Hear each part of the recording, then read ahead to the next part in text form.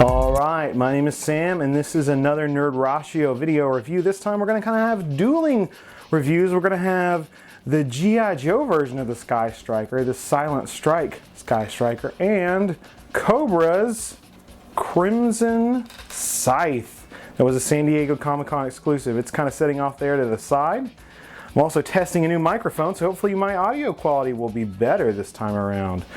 So here it is. This is what there it is, all put together. You can see that we took some liberties with it. There is stickers in slightly different places. I chose the silver deco. There are options to go with the darker deco. But here is the darker deco wolf. I actually went ahead and used it up here because I thought it looked nice that way. But normally it's just on the wings here. You know, I don't have my spinner out. This is too big for the booth, the light booth, so I had to go to the kitchen table. You can see that there are still stickers underneath here, like is normal.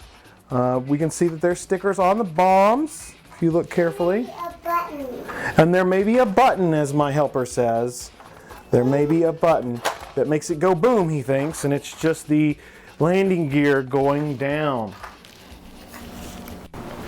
Alright, this Silent Strike Skystriker is new in its deco. It's very unique.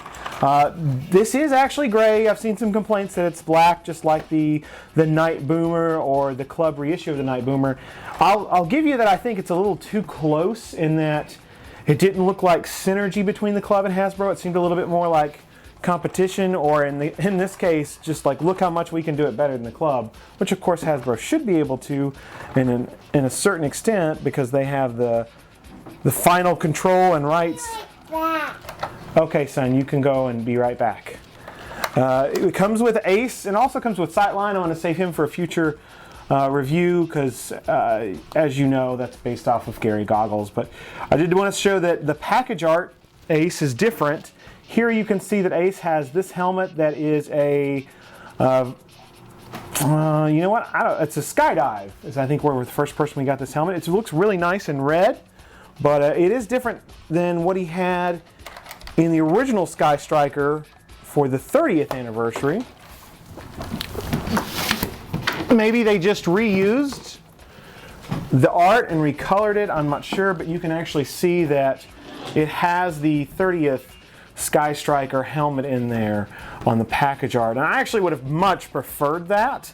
I have another one. I can see if I can rig it up to do that. I had somebody's casted one, so we'll just see.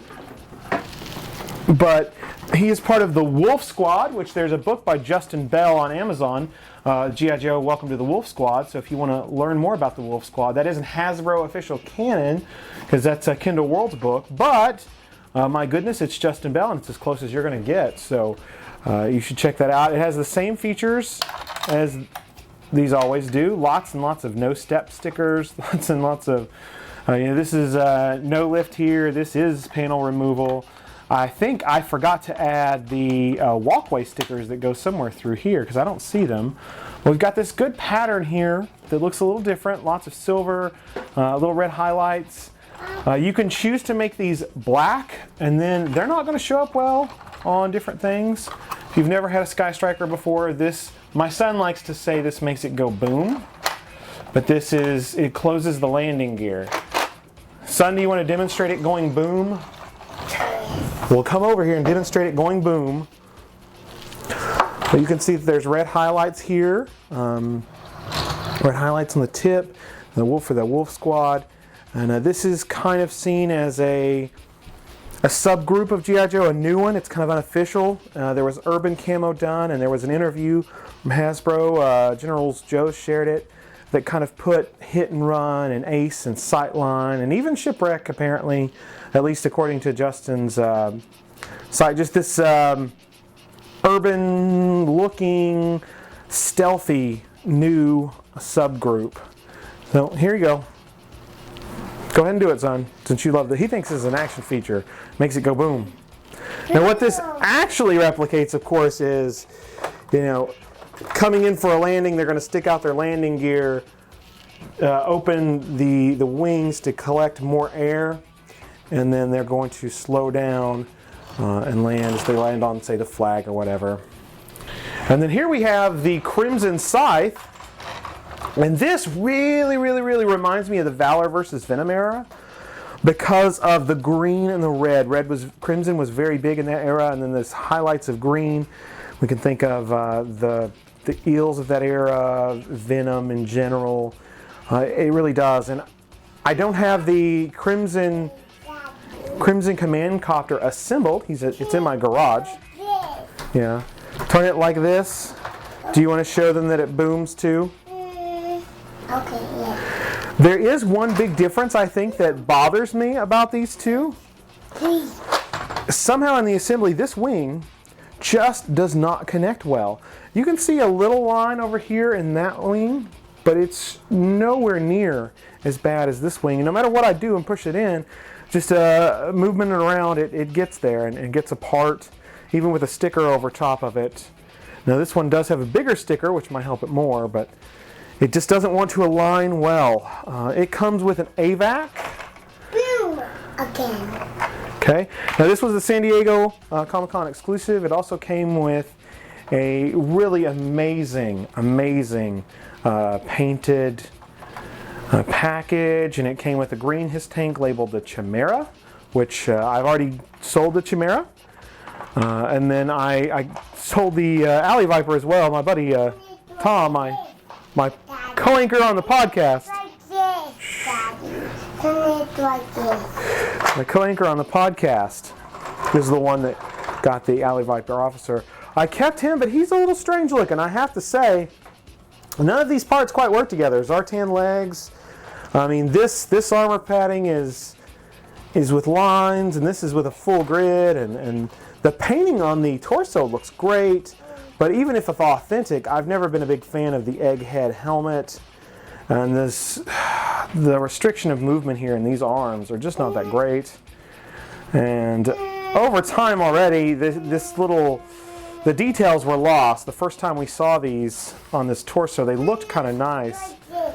Son, be quiet while I'm doing a review. As you can tell, I can't do this in my office. It's just too big. So, got to do it in here, which means the little one gets to... Son. So it's got a mark here, but the idea is this is, a highly elite thing. If this was a two-seater, which both of these are not, both of these are one-seaters, this would have been perfect for, say, Crimson Twins. Something like that. Boom. Yeah, it too has some sticker options, not that many. It's definitely got fewer than that one. A touch that I think is kind of neat is both of them come with stickers to put in here and these removable little jet thrusters here. So you want to put it back in there? Put it back in there. Now, these things are both pretty awesome. I'm a fan of each. The San Diego Comic-Con exclusive was really available this year. I think that was kind of impressive how available they had made it. The other one is available as a TRU exclusive. I think there's some places that have it online as well. But if you're wanting it in person, you're going to have to go to TRU. These were hard to find. Now, I've seen a few more now, but when they first came out, everything was selling out, as they got it. So just check it out. It's worth looking into. I think these are the kind of things I want to see out of a vehicle repaint. They're new, they're imaginative, they're creative. They're not just recreating something that we had in the 80s or early 90s. And that's pretty special to me. That was one of the reasons I got the Ace, but I actually didn't get the Skystriker. To me, it's an outdated kind of plane anyways. F-15, which, I mean, that's arguable, but I saw it and I was like, oh, that's just like the one they had in the 80s. And when I saw these two, they sparked my imagination again in a way that the original didn't. Like, well, what if this is, G.I.Joe has the experimental successor to the old planes? And what if Cobra has one of those as well, because maybe Mars had been working on it, and who knows? And so these guys are armed to the teeth, plenty of missiles. Very nice logos. The artwork for this stuff is insane, I think. I mean, I love that. Great features. They do take up a lot of room.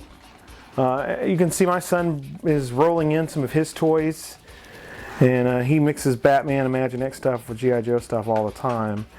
And you know, these are quite big in comparison, okay? But that's okay. It's fun to have this once in a while. The Silent Strike one came with an orange Hiss tank, and I'll probably be getting rid of that. I'm not as impressed. I really would love to see the DTC Hiss tank and the Hiss 2 and the POC Hiss tank get some more love.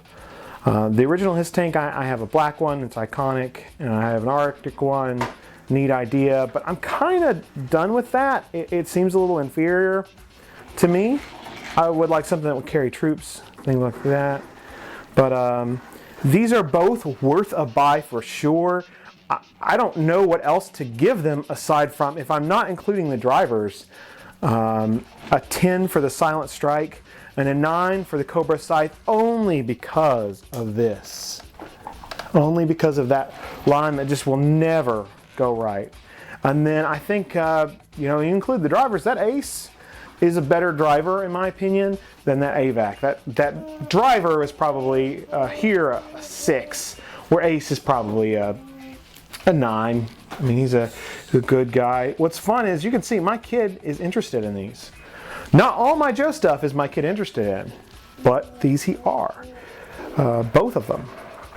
And the Tomahawk that we have as well, which I still want to call the Eagle Hawk. But he's interested in them, and I think the bright colors really help.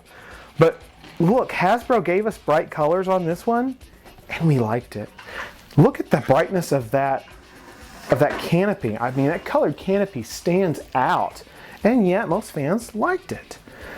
They didn't overdo it on the Joe. The Joes look more realistic than the Cobra, but it was enough to make it pop. And I think as kids, we would have loved these things even more. I want more of those Wolf Squad stickers. I really do. Well, thanks for watching this review. I hope you continue to check out more. We've got more coming down the pipe. I did want to say, you can probably see my laptop over there in the corner.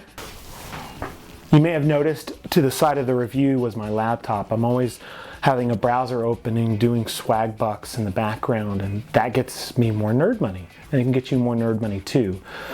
A picture, Daddy? You can hear my little cameraman asking if he can take a picture. It's filming right now, son. He's very interested in what I do. So not only does swag buck benefit me, it benefits him too, gets him some extra toys. And if you want in, all you got to do is keep things open in the browser, occasionally take a poll, you get money. If you email us and let us invite you, well then at no cost to you, we also get money. So it's kind of like a pyramid scheme, true, but it's legit. It is not a scam. It really works. Tom makes 75 bucks a month or so.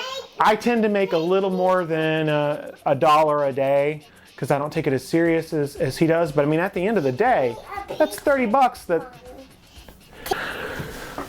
What it does is it racks up points, then you can transform for PayPal cards or Amazon gift cards or others. Amazon actually is like a 1-to-1 pennies for pennies, so it's or points for pennies, so it's really good. You can rack them up pretty quick, especially if you're new. And if you let us invite you, then we get a percentage just copied onto ours, not that it ever takes away from yours. And then that means we get new equipment for Nerdbrashi to make better videos. I'm getting ready to buy a camera light that'll be mounted on the camera purely out of swag box. And the wife doesn't complain because it's nerd money I've made on my own. There you go, guys. Thanks again. Have a good one. Stay nerdy.